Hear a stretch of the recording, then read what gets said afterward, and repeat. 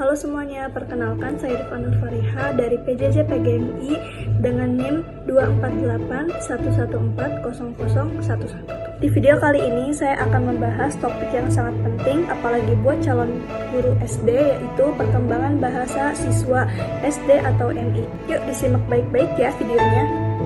Jadi bahasa itu bukan cuma alat untuk berkomunikasi, tetapi juga kunci utama buat belajar dan bersosialisasi. Nah, masa-masa SD terutama pada usia 6-12 tahun itu disebut masa emas perkembangan bahasa, yang dimana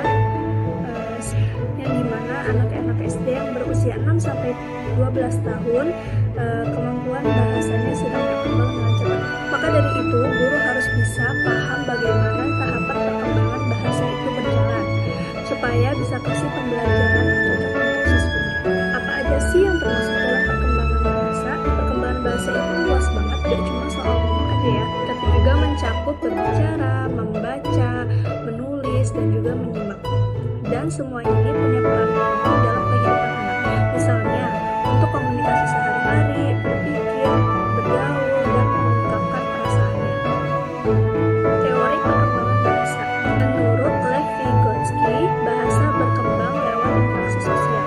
Dia juga mengenalkan konsep ZPD alias zona perkembangan bahasa di SD atau MI.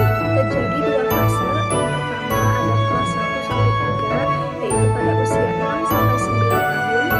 Pada usia ini anak-anak mulai belajar mengenal huruf, membaca kalimat sederhana, dan mulai menulis. Bahasa mereka masih pakai kalimat pendek dan kosakata dasar. Yang kedua pada kelas 4-6, yaitu pada usia 9-12 tahun. Pada usia ini mereka sudah bisa baca teks panjang, bikin karangan, bahkan berbicara di depan kelas dengan lebih runtut dan berteori. Struktur kalimatnya pun semakin kompleks. Tetapi itu semua itu ada faktor dan hambatan dalam perkembangan bahasa.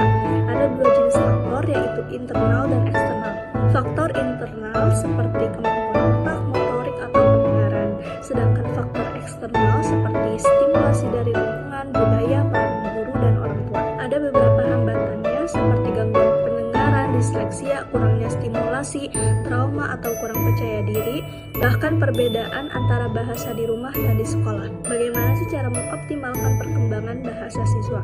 Ada banyak cara yang bisa dilakukan guru, diantaranya yang pertama, memberikan contoh bahasa yang baik. Yang kedua, membuat aktivitas seru seperti diskusi, drama, atau bercerita. Yang ketiga, memberikan feedback yang positif. Yang keempat, menggabungkan antara literasi di semua mata pelajaran. Yang kelima, dan yang paling penting, kenali siswa yang butuh bantuan ekstra.